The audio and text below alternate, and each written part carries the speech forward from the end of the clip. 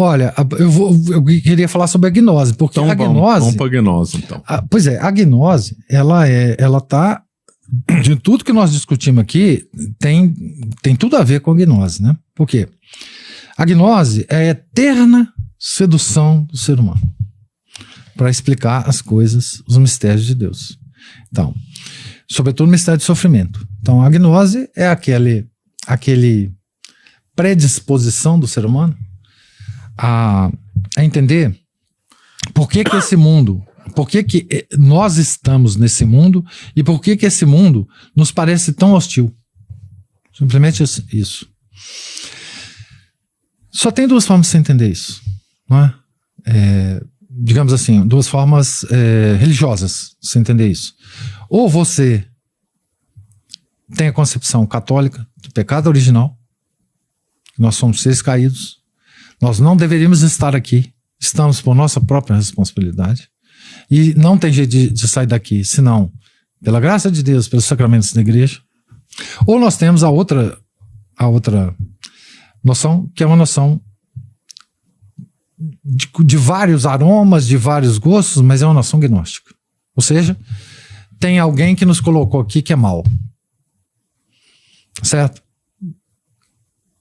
E que nós podemos sair daqui pela nossa própria capacidade. Tá? Então, essa é uma concepção que ela sempre ataca o ser humano. Em todas as épocas cristãs em que a fé fraquejou, a gnose tomou conta. Não tem jeito, né? E tem vários sabores de gnose, né?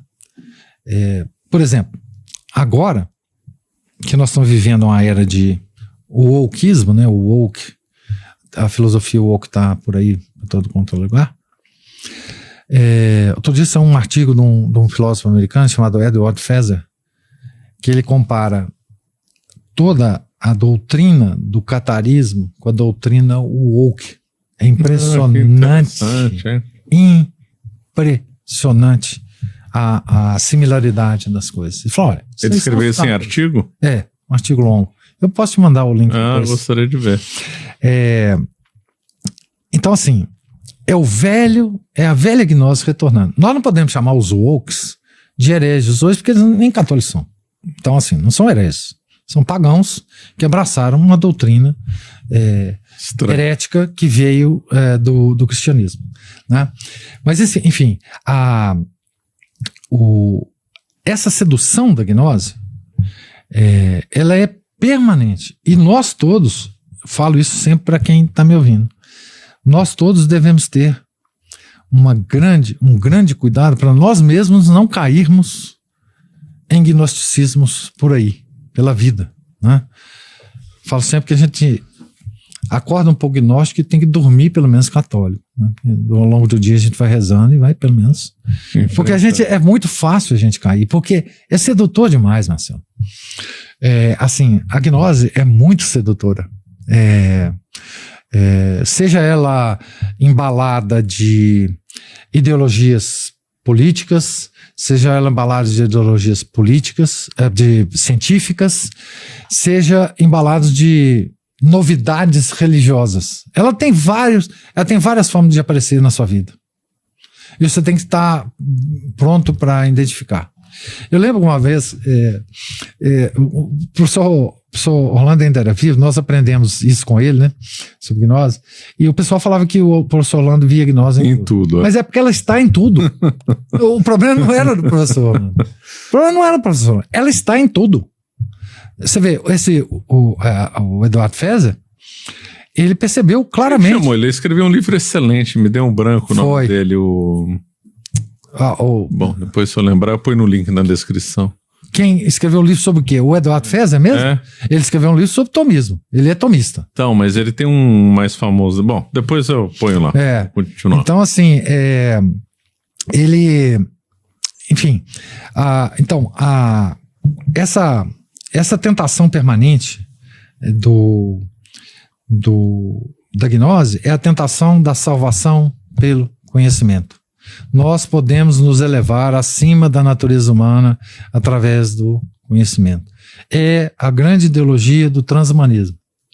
Nós vamos nos transformar, nós vamos ser mais que homens. E aí eles acreditam em tecnologia, em chipzinho na cabeça. Só um bando de louco também, né? Mas é o mesmo espírito e a mesma tendência e o mesmo sonho. Do milenarismo, que a medicina vai evoluir tanto que nós não vamos morrer, que, enfim, mesma coisa. Né? Então, tudo isso é traços e poeira de gnose que a gente tem.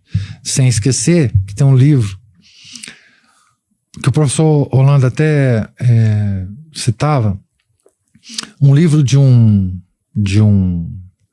cientista francês, que eu não vou lembrar agora o nome dele, gnóstico, que escreveu um livro sobre a gnose de Princeton. Isso, a gnose de Richard Princeton. Não lembro. Não sei das quantas. Eu lembro o professor Lando recomendando ele escreveu esse livro como um livro bom, era bom ser gnóstico. E ele estava pontuando que a Universidade de Princeton, que tinha lá os maiores cientistas, inclusive o Einstein, era toda gnóstica. Então ele estava escrevendo um livro para se ufanar da gnose. É um livro excelente para ler. Né? Para ver que a gnose é uma visão de mundo que não poupa ninguém e nada. Nenhuma área, humanas, biológicas, exatas, está por todo lado. Nada. Não poupa nada. Então, a gnose é um perigo terrível de nós cairmos nisso, tropeçarmos nisso. Né? Nós católicos, eu digo católicos, vai à missa lá, tridentina, há muitas instâncias que o tradicionalismo pode cair, pode tropeçar na gnose, sabe? Infelizmente. E nós temos que estar bem. Então nós temos que estudar, né? E para os que faziam piada com o professor Orlando via gnose em tudo, porque ela está espalhada em tudo. Nos divertimentos, em tudo, nos filmes. Nossa, os filmes, então, tem até um autor aí que está longe de ser muito católico, até meio de esquerda, chamado a gnose, o cinegnose, que ele explora vários tipos de gnose dentro dos filmes. Não. Esqueci o nome dele. Wilson Ferreira, se não me engano.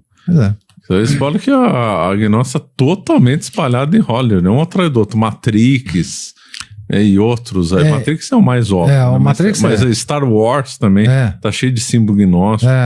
Então, assim, essa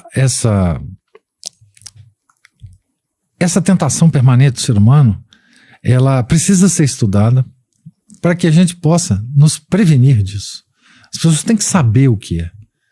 Para a gente se prevenir a nossa família, prevenir os nossos amigos, prevenir de cair nisso, sabe? Então a gnose é um assunto muito, muito importante. Vastíssimo, né?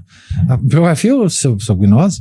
A gnose na política, ela já enfim, já estudaram há muito tempo. Eric Froehlich escreveu 2 livros sobre isso. Sobre como é que ela invade a política, que tipo de coisa que ela causa na política, né? Enfim, tem história sobre isso, tá? Onde começou a surgir, como é que começou, enfim. Isso é uma bibliografia vastíssima que tem, mas eu ainda continuo sugerindo o livro do professor Orlando Fedeli. Que é um livro excelente, virou um clássico, né? Do assunto. Você acaba de assistir um corte do Caravelas Podcast. Na tela está aparecendo o episódio completo e outro corte. Muito obrigado pela atenção.